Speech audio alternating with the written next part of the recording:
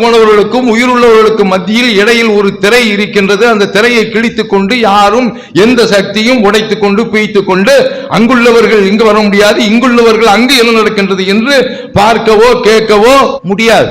இப்படி குர்ஆன் சொல்லி தருகின்றது. ஆனால் ஷாவுல் அமீது கேட்கிறார் என்று நம்புகின்றார்கள் என்று சொன்னால் அது எவ்வளவு பெரிய ஒரு கொடுமை.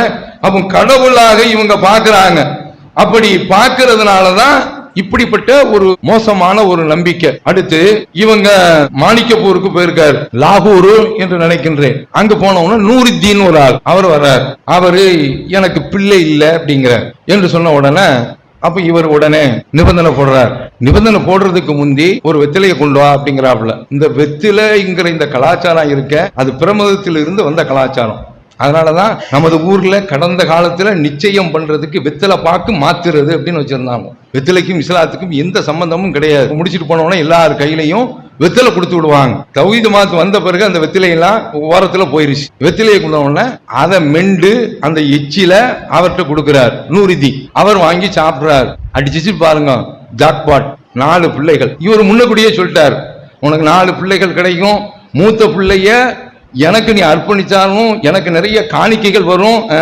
இவர் இறந்த பிறகு காணிக்கைகள் வருங்கிற ஞானம் இவருக்கே தெரியுது. இவரே ஒரு கோஷ்டிய வசூல் பண்றதுக்கு என்று ஒரு கோஷ்டியை இவரு உருவாக்கி வச்சிருக்கிறார். அப்படிதான் நடந்து இருக்குது. அப்ப இந்த பிள்ளை பிறந்த உடனே இன்னொரு நிபந்தனை ஒண்ணு சொல்றாரு. என்ன சொல்றாருன்னா, அந்த பிள்ளைக்கு நீ யூசுப்னு பேர் வைக்கணும். ஏன் பேர் வைக்கணும்னா என் காக்க பேரு அதனால, அல்லது என் தம்பி அவருடைய பேரு, அந்த பையனுக்கு நீ யூசுப்னு பேர் வச்சு என்கிட்ட நீ கொடுத்தாரணும் அப்படின்ற எல்லா ஒப்பந்தத்துக்கும் நான் சரி கண்டுட்டேன் என்று சொல்லியாச்சு. இததான் அந்த மௌலிது பைத்துல படிக்கிறாங்க.